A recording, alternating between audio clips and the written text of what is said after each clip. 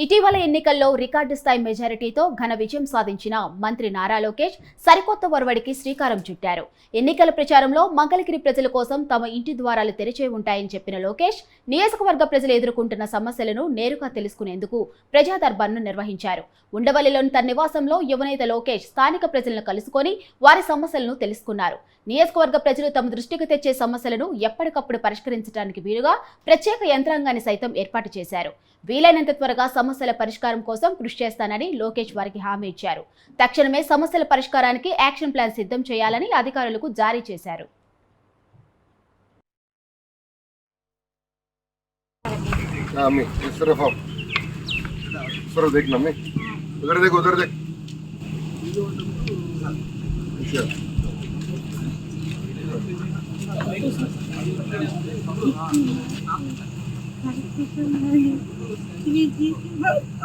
मैं बोलूँगा कि क्या करना, मैं बोलूँगा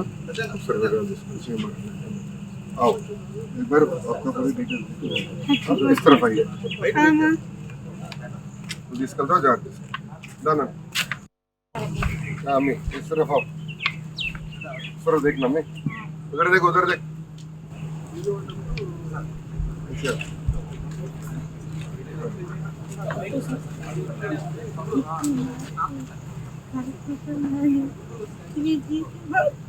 मैं बोलूँगा कि क्या करना, मैं बोलूँगा आओ एक बार आपका पूरी डिटेल इस तरफ आइए इसका तो जा दाना मैं इस तरफ आओ గుట్టు చప్పుడు కాకుండా తాబేలును తరలిస్తున్న ముఠాను రంపచోడవరం అటవీ అధికారులు పట్టుకున్నారు. అల్లూరు జిల్లా పోక్స్పేట రేంజ్ పరిధిలో ముందస్తు సమాచారంతో పక్కా ప్లాన్ వేసి తాబేలును తరలిస్తున్న వాహనాలను పట్టుకొని సీజ్ చేశారు. దాదాపు 800 పై చిలుకు తాబేలును పట్టుకున్న అటవీ అధికారులు సురక్షిత ప్రాంతానికి తరలించారు. కేసు నమోదు చేసుకున్న అధికారులు నిందితుల కోసం గాలిస్తున్నారు.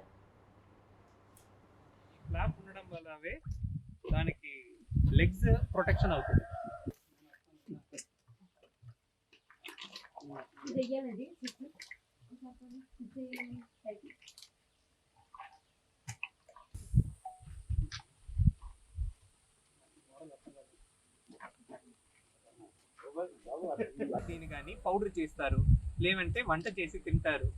Main reason they believe it as medicinal property. అలా యాక్చువల్ గా ఏమీ లేవు, నథింగ్ ఇస్ ట్రూ.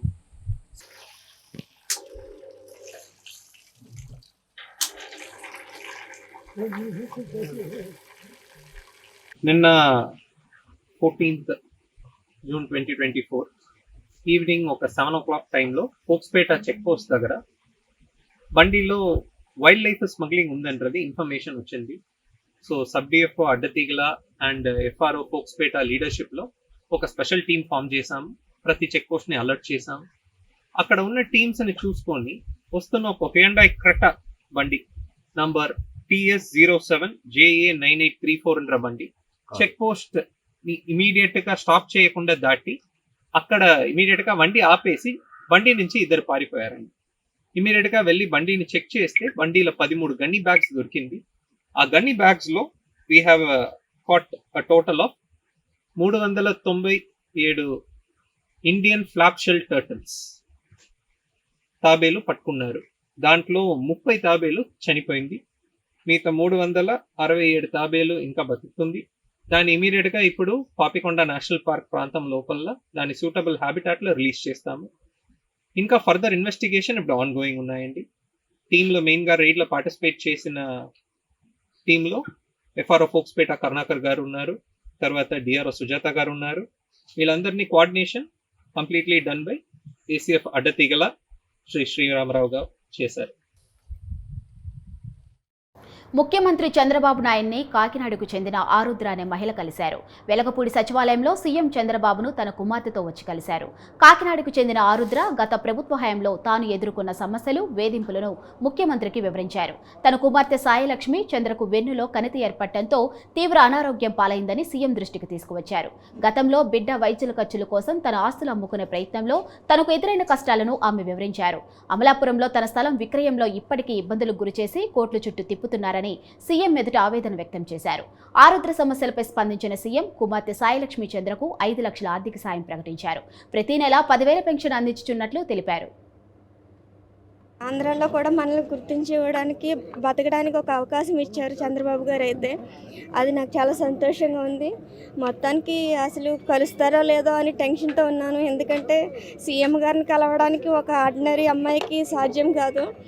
కానీ నా తండ్రిలాగా ఆయన పిలిచి నా బిడ్డని ఆశీర్వదించారు. అది నాకు చాలా సంతోషంగా ఉంది. మేము వైసీపీ గవర్నమెంట్లో కోల్పోయిన దానికి ఏం చేయలేము, కానీ ఆయన ఆర్థికంగా మాకు ఆదుకోవడానికి 5 లక్షలు ఇస్తానన్నారు. పాపకి పెన్షన్ తిరిగి ఇప్పిస్తా అన్నారు. 10,000 ఆ పెన్షన్ ఇప్పిస్తా అన్నారు. అది చాలా సంతోషం. చాలా చాలా చాలా థ్యాంక్ యూ సార్. అలాగే కోర్టు కేసులు కూడా నాకు ఇమ్మీడియట్గా నాకు సాల్వ్ చేపిస్తానని అన్నారు. ఆ లీగల్ సెల్ ద్వారా నాకు మాట్లాడిస్తానన్నారు. అది చాలా సంతోషం సార్. నెక్స్ట్ అలాగే నేను ఒక చిన్న జాబ్ పిల్లకి ఏమన్నా ఇవ్వమంటే అది కూడా మాట్లాడతానన్నారు. నాకు అంతే చాలా. ఇంకా నాకేమీ, పాపకి స్పైనల్ కార్డ్ ఇంజ్యూరీ అండి. ఆ స్పైనల్ కార్డ్ ఇంజ్యూరీ నేను ఆపరేషన్ చేయించుకుందామంటే మా ఇల్లు అమ్ముకోకుండా దాడిచెట్టు రాజా గారి గన్మెన్ కానిస్టేబుల్ మమ్మల్ని చాలా ఏడిపించారు సార్. దాని ప్రాపర్టీ దాన్ని చీల్చడానికి, దాన్ని పూర్తిగా చంపేయడానికి ప్రయత్నాలు చేశారు సార్ మా బావగారు. ఈ కానిస్టేబుల్ సోమశేఖర్, మా బావగారు సోమశేఖర్ అండి. ఆయనకి అసలు నిర్దాక్షిణ్యంగా నా భర్తకి కొడుకులు లేకపోతే ఆయన కొడుకు ఎలా వెళ్ళిపోద్దండి. కేవలం ఈ కానిస్టేబుల్ అండ చూసుకుని ఆయన కూడా కొడుకుడు సూర్యనారాయణరావు గారు అండ చూసుకుని సోమశేఖర్ భరత్ కూడా ఇలాగే ఏడిపించారు సార్. నా బిడ్డని చంపడానికి అన్ని రకాలుగా ప్రయత్నాలు చేశారు. ఇప్పుడు రక్షించారు. Thank you sir.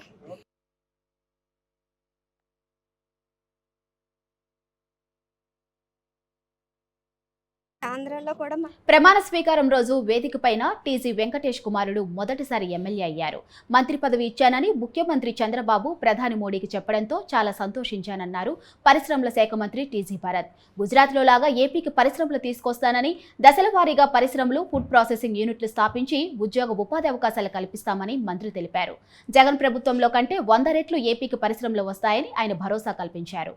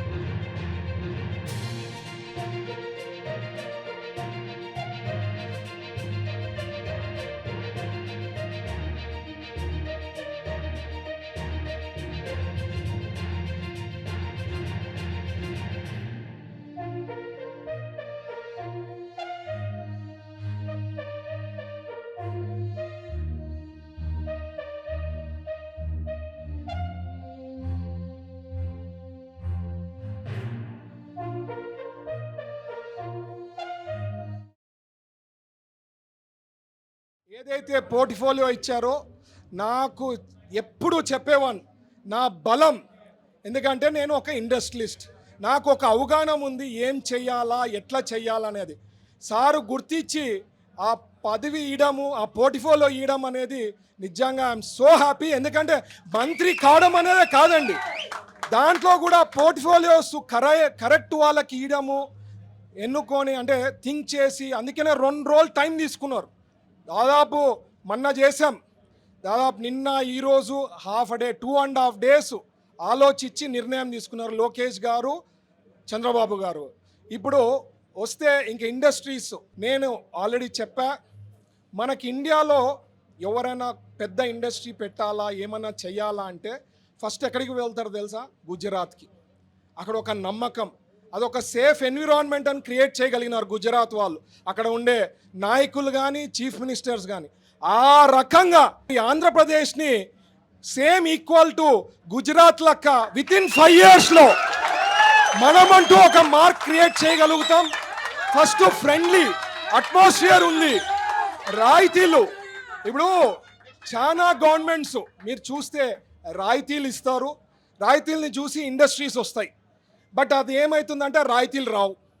తర్వాత పీపీఐ చేశారు, మీకు గుర్తుందో లేదో, లాస్ట్ టైం ప్రభుత్వం వచ్చిన వితిన్ 3 months 6 monthsలో పీపీఐ రద్దు చేసినారు. పీపీఐని రద్దు చేయడం అంటే ఇంక అంతకన్నా అన్యాయం ఉండదు. చిత్తూరు జిల్లా పుంగనూరులో ఉద్రిక్తత నెలకొంది. పెద్దిరెడ్డి రామచంద్రారెడ్డి పుంగనూరులో పర్యటించొద్దని టీడీపీ నాయకులు ధర్నాకు దిగారు. పెద్దిరెడ్డి గోబ్యాక్ అంటూ ఆయనకు వ్యతిరేకంగా నినాదాలు చేశారు. మరోవైపు మూడా చైర్మన్ వెంకట్రెడ్డి యాదవ్ ఇంటిపై రాళ్లతో దాడి చేశారు. దీంతో పోలీసులు రంగప్రవేశం చేశారు. పోలీసులు రంగప్రవేశం తర్వాత గొడవ సద్దుమణిగింది.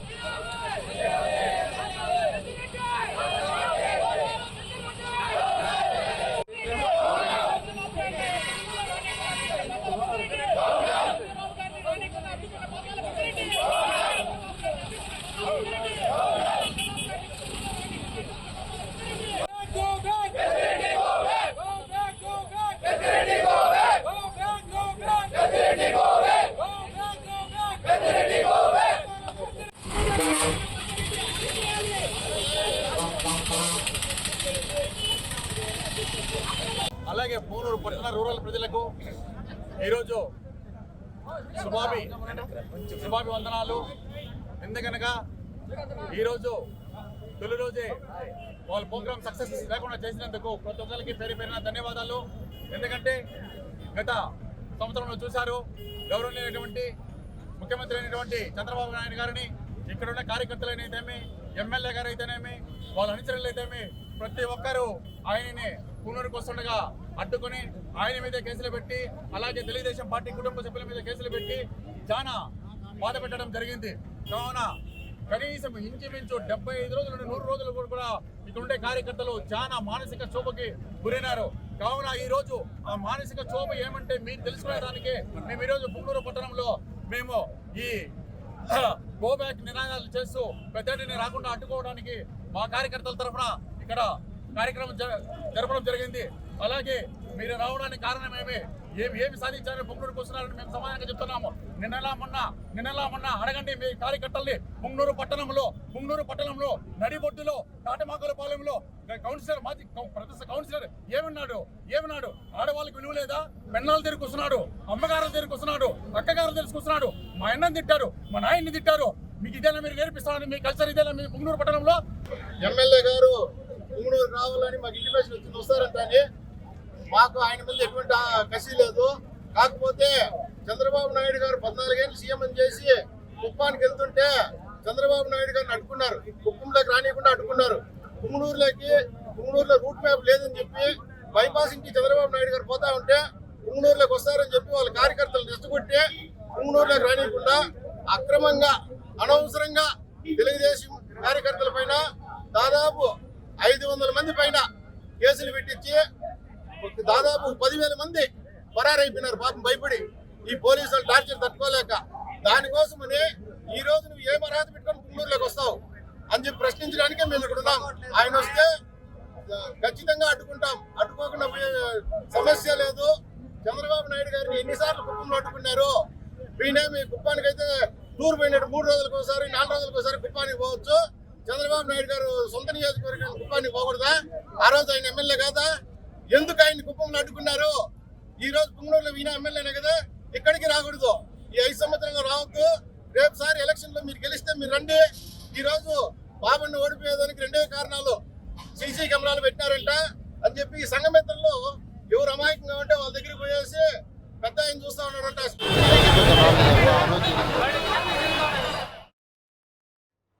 వైసీపీ ఎమ్మెల్సీల సమావేశంలో జగన్ వ్యాఖ్యలు విడ్డూరంగా ఉన్నాయని టీడీపీ నేత బుద్ధా వెంకన్న అన్నారు. రాజధాని అమరావతిని చంపేందుకు శాసన మండలిని రద్దు చేద్దామనుకున్న వ్యక్తి జగన్ అని ఆయన అన్నారు. కానీ రాజ్యాంగం ప్రకారం శాసన మండలిని రద్దు చేయలేకపోయారని పేర్కొన్నారు. జగన్ను భరించలేకే ప్రజలు ప్రతిపక్ష హోదా కూడా ఇవ్వలేదని ఎద్దేవా చేశారు. జగన్ ఇంకా భ్రమలోనే బతుకుతున్నారని, నాయకులు కేడర్ పార్టీ నుంచి వెళ్లిపోకుండా ఉండేందుకే జగన్ చిలక పలుకులు పలుకుతున్నారని టీడీపీ నేత బుద్ధా వెంకన్న అన్నారు. అందరికీ నమస్కారం. జగన్మోహన్ రెడ్డిని ప్రజలు సైకో అని ఎందుకంటారంటే, అమరావతిని చంపేయడానికి శాసన మండలిని రద్దు చేద్దాం అనుకున్నాడు. రద్దు చేద్దామని అసెంబ్లీలో కూడా తీర్మానం పాస్ చేయించాడు. ఆ రోజు అసెంబ్లీ శాసన మండలి ఉండాలని, అమరావతి పాడవకూడదని చంద్రబాబు నాయుడు గారు సాక్షాత్తు శాసన మండలిలో విజిటర్స్ కూర్చునే దాంట్లో కూర్చొని మండలిని సమావేశాలని పర్యవేక్షిస్తుంటే ఆఖరికి జగన్మోహన్ రెడ్డి తట్టుకోలేక అవాళ జగన్మోహన్ రెడ్డి పెట్టినటువంటి ప్రలోభాలకి ఒకలో ఇద్దరు తప్ప మిగతా వాళ్ళందరూ కూడా చంద్రబాబు నాయుడు గారు చెప్పిన మాట ప్రకారం ఆ రోజు పార్టీకి విప్పుగా కూడా నేనే ఉన్నా, విప్పు జారీ చేశా. ఒకరిద్దరు తప్ప మిగతా వాళ్ళందరూ కూడా చంద్రబాబు గారు చెప్పిన దానికే ఓటేశారు. వాళ్ళ అసెంబ్లీలో పెట్టినటువంటి తీర్మానం ఏదైతే ఉందో అది శాసన మండలిలో వీగిపోయింది. ఆ రోజు వెంటనే ఈ సైకో అమరావతిని చంపేద్దామని మండలిని రద్దు చేద్దాం అనుకున్నాడు. ఈయన నిన్న శాసన మండలి సభ్యులతో చిలక పలుకులు పలుకుతున్నాడు. మనకు మండలిలో బలం ఉంది. ఇవాళ పార్టీ మండలిలో మీరు అక్కడ ఏమొచ్చినా సరే అక్కడ వ్యతిరేకించాలి. ఇది ప్రజలకి ఆమోదమైనటువంటి, ప్రజలకి కావాల్సినటువంటి పనులు తెలుగుదేశం పార్టీ చేసినా సరే దాన్ని వ్యతిరేకించండి అని సాక్షాత్తు జగన్మోహన్ రెడ్డి నిన్న శాసన మండలి సభ్యులకు చెప్పడం మనం మీడియాలో చూసాం. ఏ మండలిని అయితే రద్దు చేద్దాం అనుకున్నాడో, ఏ మండలిని చూసి అతను ఈర్షపడ్డాడో, ఏ మండలిలో అయితే అమరావతి రాజధానిగా ఉండాలని అందరూ తీర్మానం పాస్ చేశారో తెలుగుదేశం పార్టీ వాళ్ళు, ఆ మండలిని రద్దు చేద్దాం అనుకున్న జగన్మోహన్ రెడ్డి ఇవాళ ఆ మండలే దిక్కయ్యి మండలిలో మనకు బలం ఉంది, మండలిలో తెలుగుదేశం పార్టీ కార్యక్రమాలను ప్రజలకి కావాల్సినటువంటి పనులు ఏదైనా చేస్తే దానిలో వ్యతిరేకించమని చెప్పడం చాలా విడ్డూరంగా ఉంది. అందరికీ నమస్కారం. విజయనగరం జిల్లా గణపతి నగరం నియోజకవర్గం నుంచి మొదటిసారిగా టీడీపీ ఎమ్మెల్యేగా గెలుపొందిన కొండపల్లి శ్రీనివాస్ చంద్రబాబు కేబినెట్లోనూ చోటు దక్కించుకున్నారు. రాజకీయ కుటుంబం నుంచి వచ్చిన శ్రీనివాస్కు అనూహ్యంగా టీడీపీ నుంచి టికెట్ లభించింది. ఈ ఎన్నికల్లో ఆయన ప్రత్యర్థి బొత్స అప్పల నరసయ్యపై గెలుపొందారు. ఇదే సమయంలో ఈ నియోజకవర్గం నుంచి 28 ఏళ్ల తరువాత మంత్రి పదవి దక్కించుకున్న నాయకుడిగా రికార్డు సృష్టించారు. సాఫ్ట్వేర్ నిపుణుడి నుంచి మంత్రి వరకు ఎదిగిన శ్రీనివాస్ ప్రస్థానంపై న్యూస్ 360 రిపోర్ట్.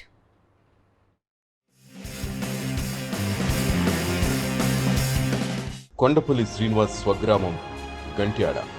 ఆయనకు భార్య లక్ష్మీ సింధు, కుమారుడు విహాన్, కుమార్తె మేధ ఉన్నారు.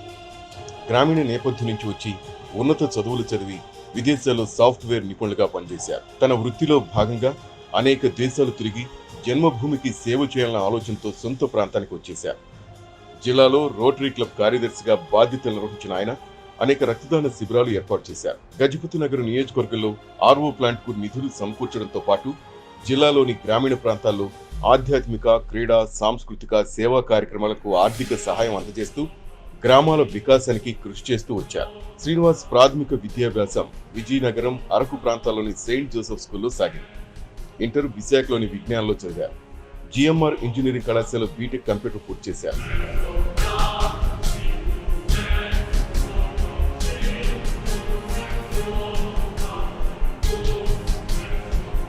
ఉన్నత విద్య కోసం అమెరికా వెళ్లి కంప్యూటర్ సైన్స్ లో మాస్టర్ డిగ్రీ చేశారు. అనంతరం అమెరికాలోని ఒరాకిల్ సంస్థలో ఈఆర్పి సొల్యూషన్స్ విభాగంలో సుదీర్ఘకాలం సాఫ్ట్వేర్ నిపుణుడిగా బాధ్యతలు నిర్వహించారు. 5 ఏళ్ల క్రితం తిరిగి స్వదేశానికి వచ్చారు.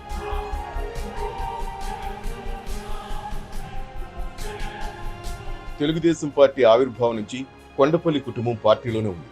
ఆయన కుటుంబానికి 3 తరాల రాజకీయ నేపథ్యం ఉంది. శ్రీనివాస్ 3వ తరం వారసుడిగా ఉన్నారు. మొదటిసారిగా ఎమ్మెల్యేగా పోటీ చేయడమే కాకుండా విజేతగా నిలిచారు. అంతలోనే మంత్రి పదవిని కూడా పొందారు.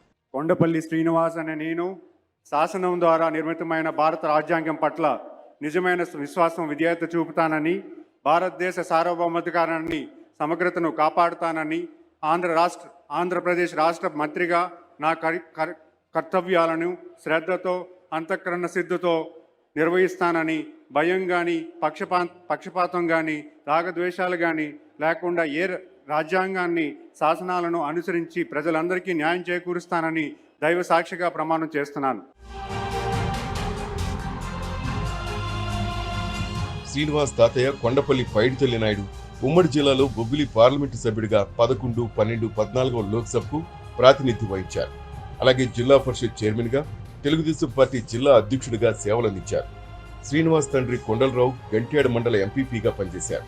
తల్లి తరపున తాతయ్య అప్పికొండ సత్యనాయుడు 1962-82 మధ్యకాలంలో సాలూరు సమితి అధ్యక్షులుగా సేవలందించారు.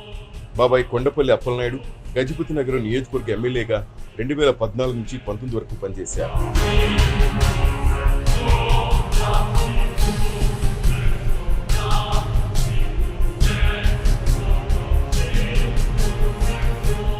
గజపతి నగరం నియోజకవర్గం 1955లో ఏర్పడింది.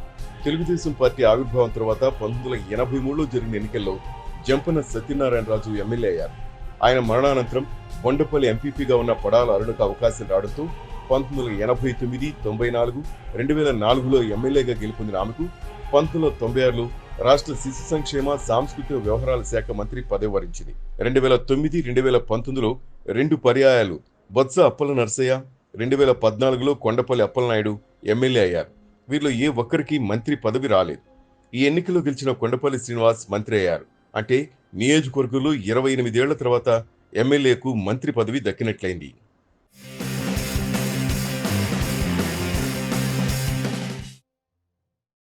భవిష్యత్తులో సంప్రదాయ గురుకులాన్ని గొప్ప పర్యాటక కేంద్రంగా తీర్చిదిద్దుతామని శ్రీకాకుళం ఎమ్మెల్యే గొండు శంకర్ తెలిపారు. శ్రీకాకుళం రూరల్ మండలం కల్లేపల్లిలోని సంప్రదాయ గురుకులంలో సంప్రదాయం డైరెక్టర్ స్వాతి సోమనాథ్ ఆధ్వర్యంలో నిర్వహించిన వేసవి శిక్షణా తరగతుల ముగింపు కార్యక్రమంలో పాల్గొన్నారు. ఈ సందర్భంగా ఎమ్మెల్యే శంకర్ మాట్లాడుతూ ప్రపంచం కూచిపూడి సంప్రదాయం వైపు చూసేలా శ్రీకాకుళం సంప్రదాయం గురుకులాన్ని తీర్చిదిద్దుతామని పేర్కొన్నారు. శ్రీకాకుళం పేరును ప్రపంచంలో వినిపించేలా ప్రతి ఒక్కరం కృషి చేద్దామన్నారు. హైందవ సాంప్రదాయ ధర్మాన్ని భావితరాలకు అందించవలసిన బాధ్యత ఎంతైనా ఉందని తెలిపారు. ఈ కార్యక్రమంలో సాంప్రదాయ గురుకులం విద్యార్థులు ప్రదర్శించిన నాట్య కార్యక్రమాలు వీక్షకులని ఎంతగానో ఆకట్టుకున్నాయి.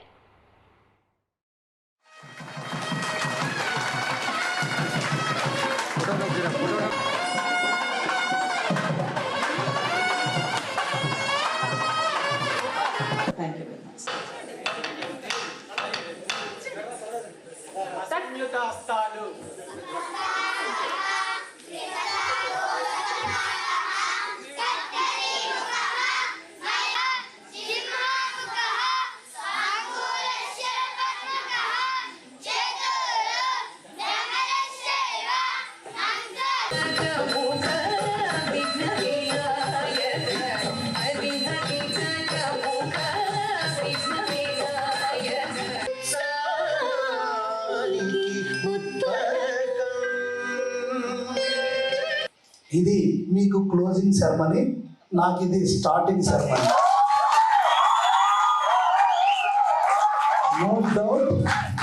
నో డౌట్ ఈరోజు ఈ సాంప్రదాయ కేంద్రం ఎక్కడ వెలసిందంటే లక్ష్మీ నరసింహ గారికి పాదాలు వందనాలు తెలియజేసుకుంటున్నాను. ఎందుకంటే ఆ రోజు మా నాన్నగారిని ఆయన మెల్లగా దువ్వి మేము ఎన్ని మాటలు కాసామంటే 10 ఎకరాల భూమి ఏదో డ్యాన్స్ క్లాసులకు ఇచ్చేసారంట అని మాకు ఎంతో మంది దూషించడం కూడా జరిగింది ఆ రోజున. కానీ ఈ కళాశాలకి ఈ సాంప్రదాయానికి ఉన్న విలువేంటో తెలుసుకొనగా ఆ రోజు పెద్ద మనసుతో అప్పుడు ఉన్న నేను కూడా ఒక ఎంపీటీసీ నేను కూడా సంతకం పెట్టాను అందులో. సో మేమందరం కూడా ఆ రోజు తీర్మానించి ఇవ్వడం జరిగింది. అయితే 10 ఎకరాలు వీటి ముందు 10 ఎకరాలు నది కొన్ని కోట్ల విలువ వెలకట్టలేని ఈ సాంప్రదాయాన్ని మీరు భావితరాలకి అందిస్తుంటే 10 ఎకరాలు ఒక మండలం నుండి ఇవ్వడం అనేది అది మాకు అది త్యాగం కాదు.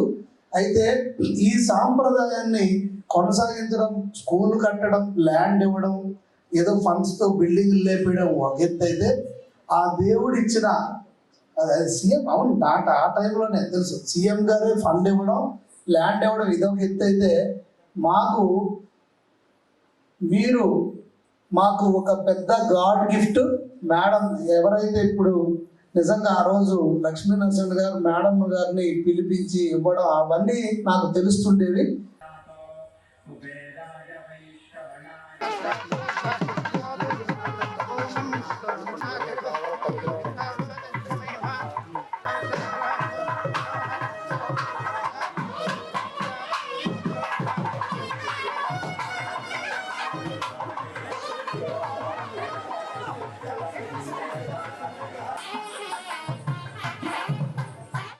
ముఖ్యమంత్రి చంద్రబాబు నాయుడు తన మొదటి సంతకం సామాజిక మోసంపై చేశారు అని వైఎస్ఆర్సీపీ నేత పోతిన మహేష్ తెలిపారు. విజయవాడలో ఆయన మీడియాతో మాట్లాడుతూ ఉప ముఖ్యమంత్రి పదవుల్లో బీసీ, ఎస్సీ, ఎస్టీ, ముస్లింలకు అన్యాయం చేశారని ఆరోపించారు. సీఎం చంద్రబాబు నాయుడు 2014 నుంచి 2019 మధ్య ఇద్దరిని ఉప ముఖ్యమంత్రులుగా చేశారని పేర్కొన్నారు. ఇక సామాజిక న్యాయం చేయకుండా ఎస్సీ, ఎస్టీ, బీసీ, ముస్లిం మైనారిటీలకు మొండి చేయి చూపించారని ఆయన ఆరోపించారు. వైసీపీ హయాంలో ప్రతి సామాజిక వర్గానికి న్యాయం చేశారని పేర్కొన్నారు. న్యాయం ఎక్కడా అని నేను చోటుగా ప్రశ్నిస్తా ఉన్నా. మీ మొదటి సంతకమే సామాజిక మోసంపై చేశారు. సామాజిక మోసంపై చేశారు. బీసీ, ఎస్సీ, ఎస్టీ, ముస్లింలని అగౌరవపరిచారు. మీరు 2019లో ఉప ముఖ్యమంత్రి పదవుల్ని మీరిద్దరికి కేటాయించారు. ఒకటి నిమ్మకాయల చినరాజప్ప గారు కాపు సామాజిక వర్గం, కె కృష్ణమూర్తి గారు బీసీ గౌడ సామాజిక వర్గానికి ఇచ్చారు. మీ తర్వాత జగన్మోహన్ రెడ్డి గారు సామాజిక న్యాయం పాటిస్తూ మీకన్నా మిన్నగా మీరిద్దరికి ఇస్తే జగన్మోహన్ రెడ్డి గారు 10 మందికి ఉప ముఖ్యమంత్రి పదవులు ఇచ్చారు. ఆయన 5 ఏళ్ల పాలనలో బీసీ, ఎస్సీ, ఎస్టీ, ముస్లిం, కాపు వర్గాలకి ఉప ముఖ్యమంత్రి పదవులు ఇచ్చి ఆ సామాజిక వర్గాల ఆత్మ గౌరవాన్ని పెంచారు. సామాజిక న్యాయం చేశారు. సోషల్ ఇంజనీరింగ్లో ఆయన విప్లవాత్మకమైనటువంటి మార్పులు తెచ్చేటువంటి ప్రయత్నం చేశారు. మీరు అంతకన్నా మిన్నగా చేయాలి. కానీ బీసీ, ఎస్సీ, ఎస్టీ, ముస్లిం వర్గాలకి ఉప ముఖ్యమంత్రి పదవులు ఇవ్వకుండా కేవలం పవన్ కళ్యాణ్ గారికి మాత్రమే ఉప ముఖ్యమంత్రి పదవి ఇచ్చి బీసీలని, ఎస్సీలని, ఎస్టీలని, ముస్లింలని మీరు అవమానించిన మాట వాస్తవం. ఏపీలో కొత్తగా కొలువు తీరిన చంద్రబాబు ప్రభుత్వంలో కీలక మంత్రిత్వ శాఖను చేపట్టిన వంగలపూడి అనితది ప్రత్యేక రాజకీయ ప్రస్థానం. అనిత రాజకీయాల్లోకి రాకపూర్వం ప్రభుత్వ ఉపాధ్యాయురాలు. ప్రజలకు సేవ చేయాలనే ఉద్దేశంతో తాను చేసే ఉద్యోగాన్ని సైతం వదులుకున్నారు. ఉన్నత ఆశయాలతో రాజకీయాల్లోకి అడుగుపెట్టారు. 2012లో గ్రామస్థాయి రాజకీయాల్లో అడుగుపెట్టిన అనిత ఆ తర్వాత తెలుగుదేశం పార్టీలో క్రియాశీలకంగా మారారు. తన వాగ్ధాటితో అందరినీ ఆకట్టుకున్నారు. ఆమె చురుకుదనం చూసి టీడీపీ అధినేత చంద్రబాబు ఆమెను ప్రోత్సహించారు. ప్రభుత్వ టీచర్ నుంచి ప్రతిష్టాత్మకమైన హోంమంత్రి పదవి వరకు అనిత రాజకీయ ప్రస్థానంపై ఓ రిపోర్ట్.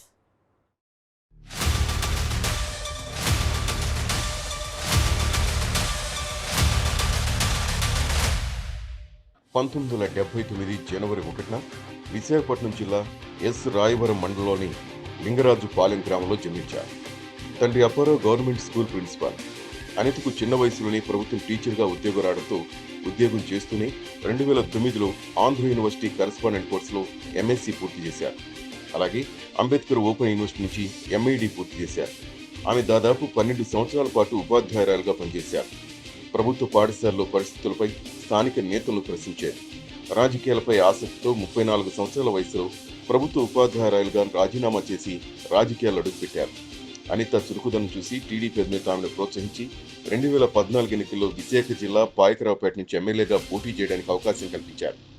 ఆ ఎన్నికల్లో సమీప వైసీపీ అభ్యర్థి చెంగల వెంకట్రావుపై గెలిచి తొలిసారి ఎమ్మెల్యేగా అసెంబ్లీలోకి అడుగుపెట్టారు.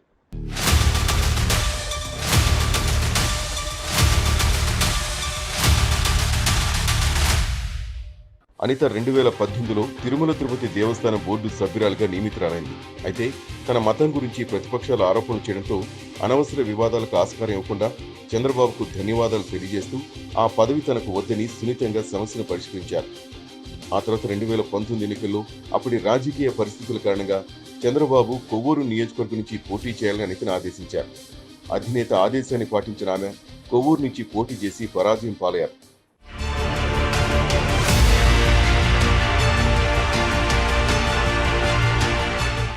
అనిత కమిట్మెంట్ చూసి చంద్రబాబు ఆమెను 2021లో రాష్ట్ర తెలుగు మహిళా అధ్యక్షురాలుగా నియమించారు. అధినేత పెట్టుకున్న నమ్మకాన్ని 100% నిలబెడుతూ తెలుగుదేశం పార్టీ గొంతును ఎలుగెత్తి చాటుతూ వెనకడుగు వేయకుండా ముందుకు సాగారు అనిత.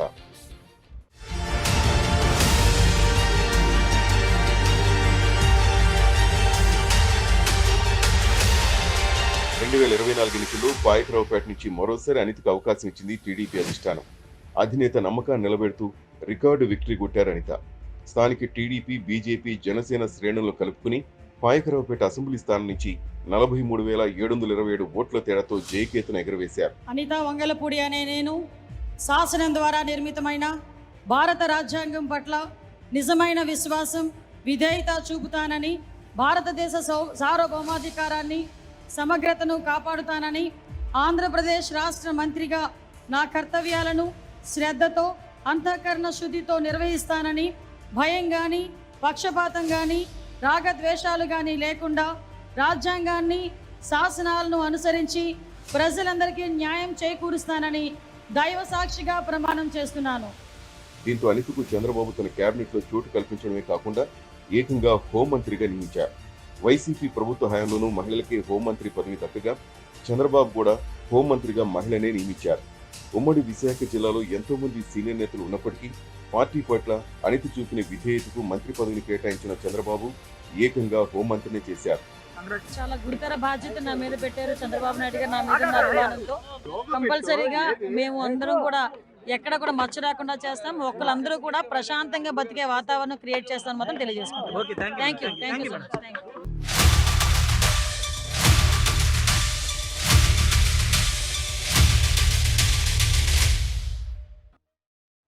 ఉమ్మడి శ్రీకాకుళం జిల్లా సంఘ గ్రామంలోని శ్రీ సంగమేశ్వర శివాలయంలోకి వరద నీరు పోటెత్తింది. వేగావతి, సువర్ణముఖి, నాగావళి నదుల త్రివేణి సంగమమైన ఈ ప్రాంతంలో వరద ఎక్కువగా ఉంటుంది. సంగమేశ్వరం ఆలయం నదీ తీరం వెంటే ఉండడంతో ఏటా వరద ఆలయంలోకి వస్తోంది. స్వామివారికి పూజలు చేస్తుండగా వర్షం కారణంగా ఒక్కసారిగా గర్భగుడిలోకి నీరు వచ్చిందని ఆలయ అర్చకులు తెలిపారు.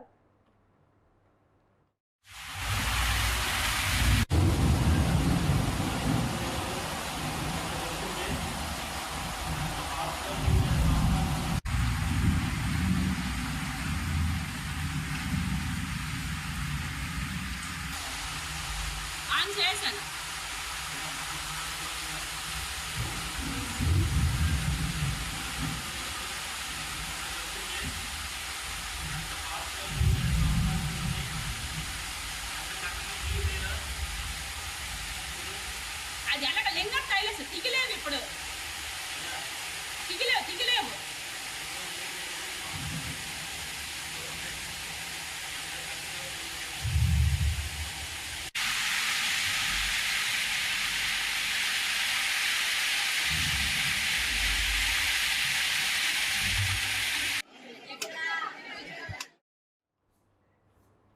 రాష్ట్ర పురపాలక శాఖ మంత్రి పొంగూరు నారాయణ పుట్టినరోజును పురస్కరించుకొని మంత్రి నివాసంలో నారాయణను జిల్లా కలెక్టర్ హరినారాయణ్, ఎస్పీ ఆర్ఎఫ్ ఆఫీసులో మర్యాదపూర్వకంగా కలిసి పుష్పగుచ్చాలు అందజేసి జన్మదిన శుభాకాంక్షలు తెలిపారు. ఈ సందర్భంగా వారిరువురు కొంతసేపు జిల్లా అభివృద్ధి, శాంతి భద్రతలు, ఇతర అంశాలపై చర్చించారు.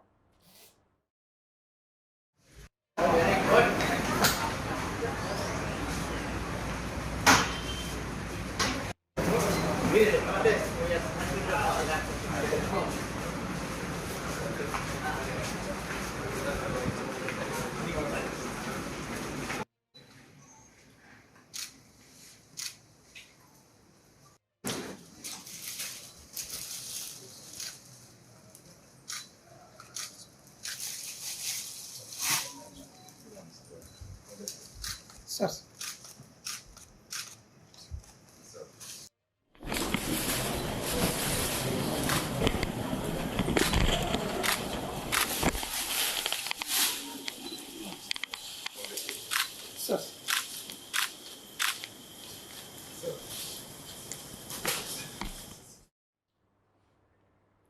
ఉపాధి హామీ పనుల్లో విషాదం చోటు చేసుకుంది. ఈ ఘటన కాకినాడ జిల్లా పెద్దాపురం మండలం గుడివాడ గ్రామంలో చోటు చేసుకుంది. మావుళ్ల భద్రారావు అనే వ్యక్తి గ్రామంలో నిర్వహిస్తున్న ఉపాధి హామీ పథకంలో పనిచేస్తుండగా ఒక్కసారిగా కుప్పకూలాడు. దీంతో గ్రామంలో విషాద ఛాయలు అలుముకున్నాయి.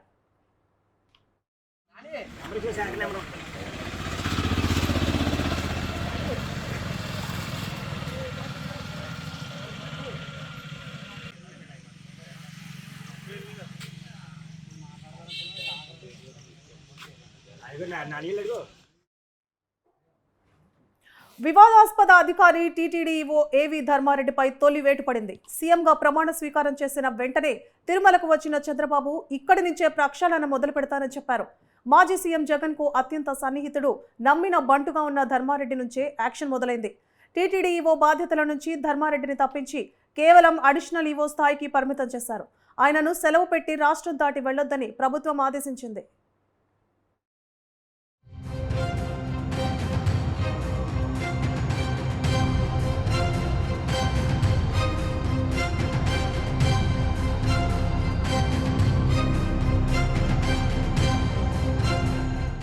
వైఎస్ రాజశేఖర రెడ్డి ప్రభుత్వంలో తొలిసారిగా ధర్మారెడ్డి డిప్యుటేషన్పై టీటీడీలోకి వచ్చారు. అప్పట్లో ప్రత్యేక అధికారిగా పనిచేసిన ఈయనకు టీటీడీ ఉద్యోగుల నుంచి తీవ్రస్థాయిలో వ్యతిరేకత వ్యక్తమైంది. ఉద్యోగులకు కనీస ప్రాధాన్యం ఇవ్వకుండా నిరంకుశంగా వ్యవహరించారనే విమర్శలు ఎదుర్కొన్నారు. ఓ వివాదాస్పద అంశంలో ధర్మారెడ్డి అప్పట్లో టీటీడీని వీడారు. ఆ తర్వాత వైసీపీ అధికారంలోకి రాగానే మళ్లీ తిరుమల తిరుపతి దేవస్థానానికి వచ్చినా ఆయన వైఖరిలో ఎలాంటి మార్పు లేకపోగా మరింత మొండిగా వ్యవహరించారు. ఈ 5 ఏళ్లలోనూ అదే స్థాయిలో విమర్శలు మూటగట్టుకున్నారు.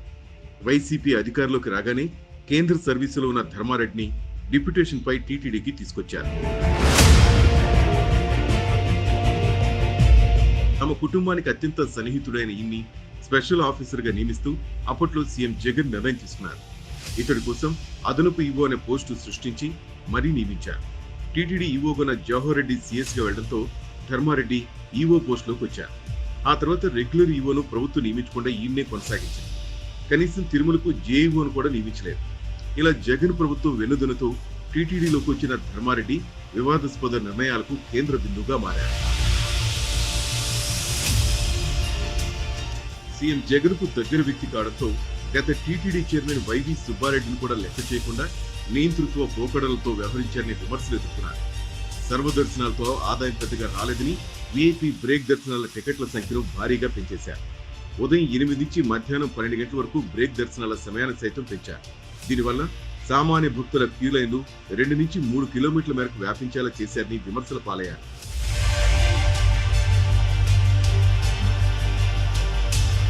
ఇన్ని కిలోమీటర్ల మేరకు క్యూ లైన్లు పెరిగినా ఏ రోజు దర్శనాల సంఖ్య 1,00,000కు మించిన దాఖలా లేవు. ఇక ఆయన తన స్వామి భక్తులు చాటుకుంటూ వైసీపీ నేతలకు ఇష్టానుసారం వీఐపీ బ్రేక్ టికెట్లు ఇస్తూ సామాన్యులు దర్శనానికి రావాలంటేనే భయపడే పరిస్థితులు తీసుకొచ్చారు. ప్రత్యేకించి దళారులను అరికడుతున్నామంటూ శ్రీవాణి ట్రస్ట్తో 10,500కు వీఐపీ బ్రేక్ టికెట్లు విక్రయించి ట్రస్టుకు వచ్చిన ఆదాయాన్ని ప్రభుత్వానికి మళ్లిస్తున్నారనే విమర్శలు ఎదుర్కొన్నారు.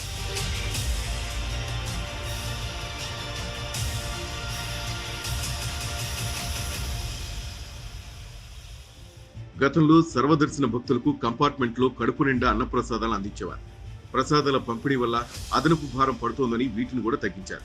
కనీసం చంటి బిడ్డలకు పాలు కూడా అందివ్వకుండా భక్తుల నుంచి పలు విమర్శలు ఎదుర్కొన్నారు. క్యూ లైన్లో తాగునీరు కూడా ఇవ్వలేదనే విమర్శలు సైతం ఉన్నాయి. టోకెన్ రహిత దర్శనాలు పూర్తిగా రద్దు చేసే దిశగా వ్యవహరించిన తీరు భక్తులను అసంతృప్తికి గురిచేసింది. ఏదో రకమైన టికెట్, టోకెన్ ఉంటేనే తిరుమలకు రావాలనిలా వ్యవహరించారు. వృద్ధులు, దివ్యాంగులు అంగప్రదక్షిణ టికెట్లను ఆన్లైన్కే పరిమితం చేశారు. దీంతో చాలా మంది వృద్ధులు, దివ్యాంగులు కిక్కిరిసిపోయేలా ఉండే క్యూ లైన్లోకి ప్రవేశించలేక దర్శనం లేకుండా తిరుగు ప్రయాణమైన సందర్భాలు ఎన్నో ఉన్నాయి. స్వామికి నైవేద్యంగా పెట్టే అన్నప్రసాదాలను దర్శనం పూర్తి చేసుకున్న భక్తులకిచ్చే సంప్రదాయాన్ని దూరం చేశారు. అన్నప్రసాదాల నాణ్యతపై పలుసార్లు భక్తులు మండిపడ్డారు. తమ సమస్యలపై ఉద్యోగులు బయటకు వచ్చి ఆందోళన చేయాలంటే భయపడేలా చర్యలు తీసుకున్నారు. తనకు వ్యతిరేకంగా ఎవరైనా మాట్లాడితే ఉద్యోగం నుంచి తొలగించడం లేదా సస్పెండ్ చేయడం, ఒక చోటు నుంచి మరో చోటికి బదిలీ చేసేలా వ్యవహరించారు. తిరుమలలో అన్య మతస్థుల విషయంలోనూ నిమ్మకు నీరెత్తినట్లు వ్యవహరించారు. అధికార పార్టీతో అంటగాగుతూ ఆయన చేసిన పాపాలు అన్నీ కావని టీటీడీ ఉద్యోగులే ఆరోపించారు. ఈ నేపథ్యంలోనే ఆయనపై వేటు పడింది.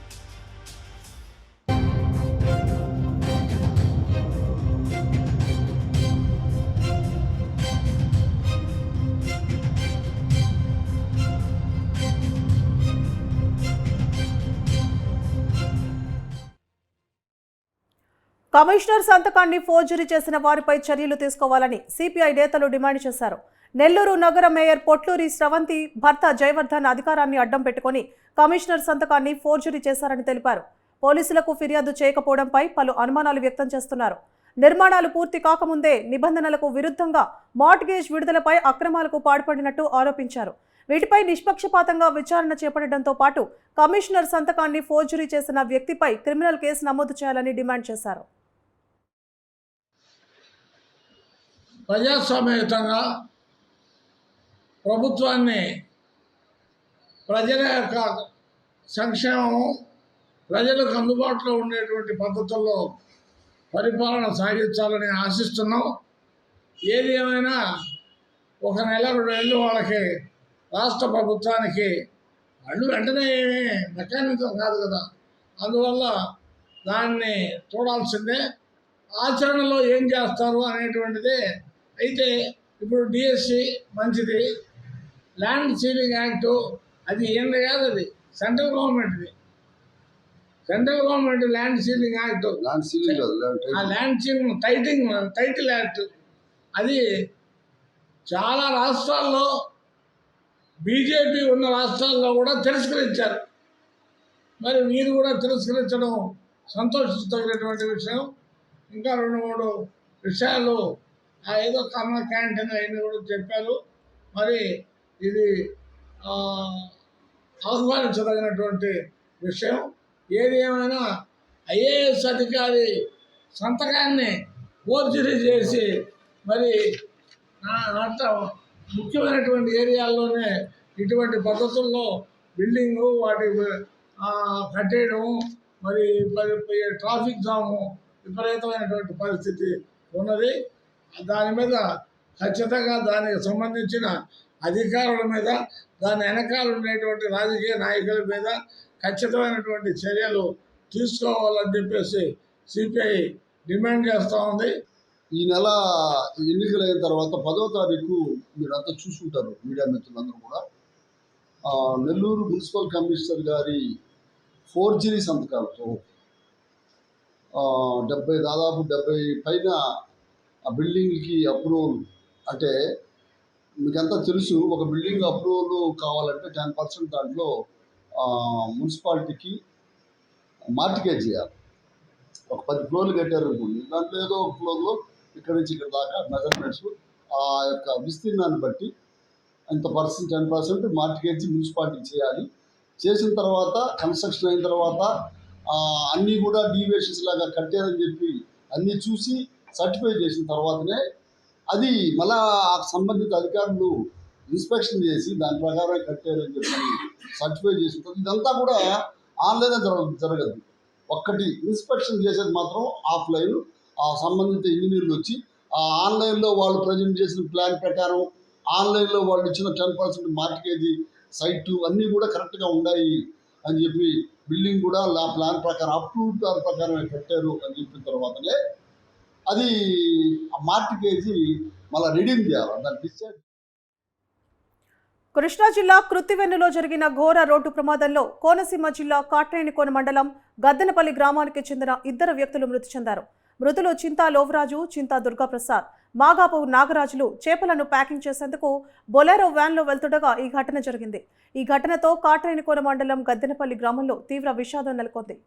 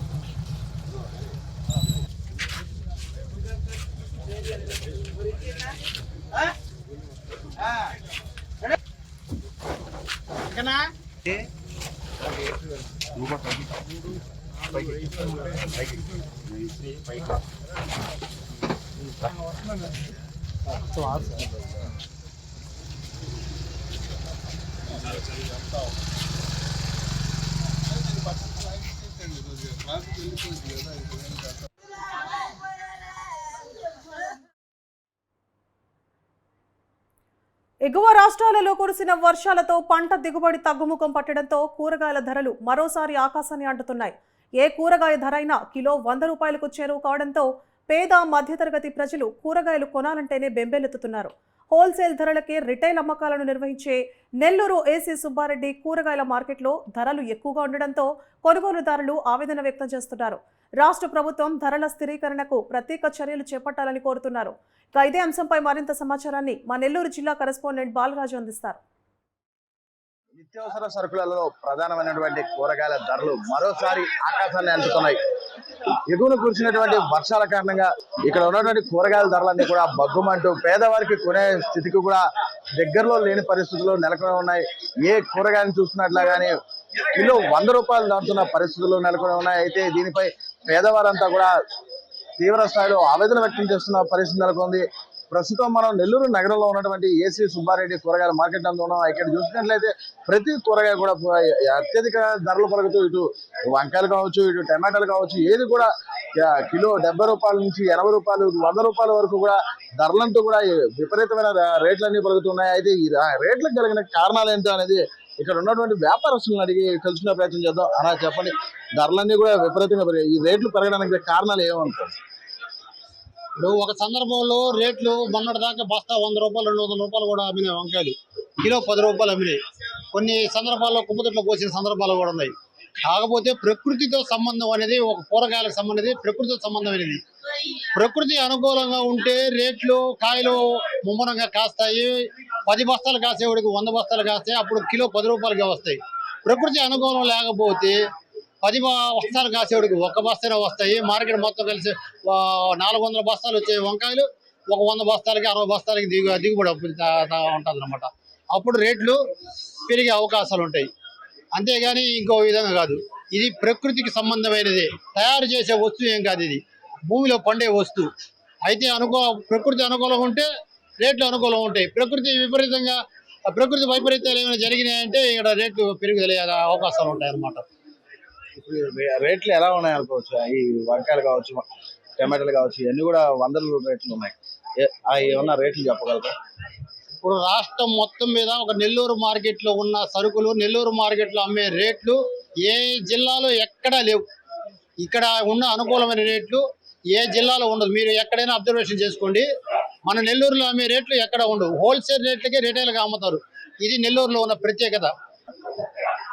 అయితే ఇక్కడ చూసినట్లయితే ప్రకృతి వైపరీత్యాల కారణంగానే ధరలన్నీ కూడా విపరీతంగా పెరుగుతున్నాయని, ఈ ప్రకృతి వైపరీత్యాలకు సంబంధించిన సమయంలో దిగుబడి పూర్తి స్థాయిలో కూడా తగ్గుముఖం పట్టడంతోనే ఈ రేట్లన్నీ కూడా పెరుగుతున్నాయంటూ కూడా ఇక్కడ ఉన్నటువంటి వ్యాపారస్తులు తెలుపుతున్న పరిస్థితి నెలకొంది. అయితే దీనిపై ఈ కొనుగోలుదారులు మాత్రం తీవ్ర ఆవేదన వ్యక్తం చేయాల్సిన పరిస్థితి నెలకొంది. పేదవారికి అయితే ఏది కూడా కొనేదానికి అందని ద్రాక్ష వంటి వాటిగానే మిగిలిందని చెప్పవచ్చు.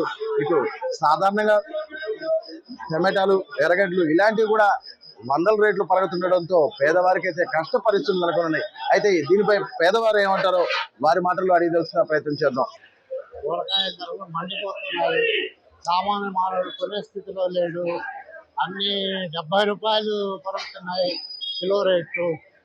టమాటా చూస్తే 50 రూపాయలు 60 రూపాయలు ఉన్నాయి. ఇది ప్రజలకు సామాన్య మానవుడికి అందుబాటులో ఉండేటట్టు లేదు. మరి కొత్త గవర్నమెంట్ ఇది అదుపు చేసి తీసుకురావాలని ప్రజలు కోరుకుంటున్నారు. ఈ కూరగాయల ధరలన్నిటి కూడా విపరీతమైన రేట్లు పలుకుతూ 100లకు చేరడంపై ప్రతి కొనుగోలుదారులు కూడా ఆవేదన వ్యక్తం చేస్తున్న పరిస్థితి లేకుండా. అయితే ఈ ధరలన్నింటినీ కూడా ప్రతి ఏటా ఈ ధరలన్నీ కూడా ఒకసారిగా అమాంతంగా పెరగడం, ఆకాశాన్ని ఆగించే రీతికి చేరడం, మరలా తగ్గుముఖం పట్టడం వంటి వాటితో ప్రతి ఏడాది కూడా కష్టాలను ఎదుర్కోవాల్సిన పరిస్థితి నెలకొందని. అయితే ఇప్పుడు నూతనంగా వచ్చిన ప్రభుత్వం అయినా ఈ కూరగాయల ధరల స్థిరీకరణకు ఓ ప్రత్యేక కమిటీని ఏర్పాటు చేయడం కానీ, ప్రత్యేక చర్యలు చేపట్టడం కానీ చేపడితే ధరల స్థిరీకరణ చేయడంతో ప్రతి పేదవాడికి కూడా కూరగాయలు అనేవి అందుబాటులోకి వచ్చే అవకాశం ఉందని, అలాంటి చర్యలను చేపట్టాలంటూ కూడా ఇక్కడ కొనుగోలుదారులు కోరుకుంటున్న పరిస్థితి నెలకొంది ఉంది. కెమెరామెన్ ప్రవీణ్తో బాలరాజు, న్యూస్ 360 నెల్లూరు. జగన్మోహన్ రెడ్డి ప్రభుత్వంలో ఆర్థిక శాఖ మంత్రి బుగ్గన రాజేంద్రనాథ్ రెడ్డి అల్లుడుగా చలామణి అవుతూ అనేక అక్రమాలకు, దౌర్జన్య దమనకాండలకు కారణమైన జైళ్ల శాఖ కోస్టల్ ఆంధ్ర డిఐఎంఆర్ రవికిరణ్ పై సిబిసిఐడి ఎంక్వైరీ చేపట్టాలని జైలు ఖైదీల సంక్షేమ సమితి అధ్యక్షురాలు కవిత డిమాండ్ చేశారు. జైళ్ల శాఖ Andhra coastal DIG MR Ravikiran పాల్పడిన దుశ్చర్యలను బయటపెడుతూ సాక్షులను సైతం మీడియా ముందు ప్రవేశపెట్టి ఖైదీల ఇంటర్వ్యూల విషయంలో అనేక అక్రమాలకు రవికిరణ్ తెరలేపారని, చంద్రబాబు జైల్లో ఉన్న సమయంలో వారానికి 2 మార్లు మాత్రమే కుటుంబ సభ్యులు కలవాలని హుకుం జారీ చేసిన రవికిరణ్, మిథున్ రెడ్డి జైల్లో ఉన్న సమయంలో మాత్రం 2 వారాలలోనే 20 మార్లు కుటుంబ సభ్యులు ఇతరులు కలిసేందుకు ఎలా అనుమతించారు అన్న దానిపై కూడా విచారణ చేపట్టాలన్నారు. MR Ravikiran coastal Andhra jail శాఖ డిఐజీ ఎంఆర్ రవికిరణ్ గారు అక్రమంగా సంపాదించిన కోట్ల రూపాయల ఆస్తులపై రాష్ట్ర ప్రభుత్వం వెంటనే విచారణ చేయించాలి. రవికిరణ్ నెల్లూరు సెంట్రల్ జైల్లో సూపరింటెండెంట్ గా సుమారు 8 సంవత్సరాల నుండి అవినీతికి పాల్పడి కొన్ని కోట్ల రూపాయలను దోచుకున్నాడు. అలాగే గడప సూపరింటెండెంట్ గా కూడా ఉండి పెట్రోల్ స్కామ్ లో కొన్ని కోట్ల రూపాయలు కూడా దోచుకోవడం జరిగింది. వీటిపై ఆనాడు పత్రికలో కూడా వార్తలు రావడం జరిగింది. అలాగే దీని మీద నారా లోకేష్ గారు దృష్టి పెట్టి సిబిసిఐడి ఎంక్వైరీ జరిపించాలి. అలాగే రవికిరణ్ ని చట్టపరంగా శిక్షించాలి. ప్రియతమ ముఖ్యమంత్రి నారా చంద్రబాబు నాయుడు గారు అక్రమ కేసుల్లో జైల్లో ఉండగా అంత పెద్ద మనిషి మీద మీడియా సమావేశంలో అవాకులు చెవాకులు సాధించడమే కాకుండా కొన్ని సందర్భాలలో కూడా అసభ్యకరంగా కూడా మాట్లాడడం జరిగింది. ఇప్పటికీ అందరికీ గుర్తుంది. చంద్రబాబు నాయుడు గారు జైల్లో ఉన్నప్పుడు అక్రమ కేసుల్లో ఉన్నప్పుడు వాళ్ళకి కుటుంబ సభ్యులకి కలవడానికి వారానికి 2 సార్లు మాత్రమే అనుమతినిచ్చారు. అదే కాకుండా దీనికి అనుమానం, అది కూడా మాకు అనుమానం ఉంది. దీనికి కారణం ఏంటంటే అప్పటి ఆర్థిక మంత్రి ముక్కన్న రాజేంద్రనాథ్ రెడ్డికి రవికిరణ్ గారు మేనలుడు కావడమే దీనికి ప్రధాన కారణం. అప్పటి మాజీ మంత్రి పేరును ఉపయోగించి సిబిసిఐడి ఎంక్వైరీలో ఆయన దొంగచాటుగా తప్పించుకున్నాడు. గౌరవనీయులైన నారా లోకేష్ గారు ఈ విషయంపై కల్పించుకొని మరోమారు సిబిసిఐడి విచారణ జరిపించాలి. నిజాలను కూడా బయటికి తీయాలి. పేద ఖైదీ అయిన టి వెంకటేశ్వర్లకు న్యాయం జరగాలి. అతనిపై జరిగింది ముమ్మాటికి లైంగిక దాడే. ఇప్పుడు ప్రస్తుతం రవికిరణ్ గారు గుంటూరు రేంజ్ డిఐజీగా రావడానికి తీవ్రంగా ప్రయత్నాలు చేస్తున్నాడు. ఎందుకంటే నెల్లూరు జైల్లో జరిగిన అక్రమాలను మాయం చేయాలన్నది ఆయన ప్రధాన ఉద్దేశం. అంతేకాక వెంకటేశ్వర్లకి ఎప్పటికైనా కూడా రవికిరణ్ ద్వారా ఆ ప్రాణహాని ఉందని కూడా మనవి. ఇంకోటి ఏంటంటే ఆయన రవికిరణ్ గారు వెంకటేశ్వర్ని భూమి మీద లేకుండా చేయాలన్నదే ఆయన ఉద్దేశం. దీని అంతటి మీద నారా లోకేష్ బాబు గారు దృష్టి పెట్టి ఈ సిబిసిఐడి ఎంక్వైరీ చేయించాలని, అలాగే నిజం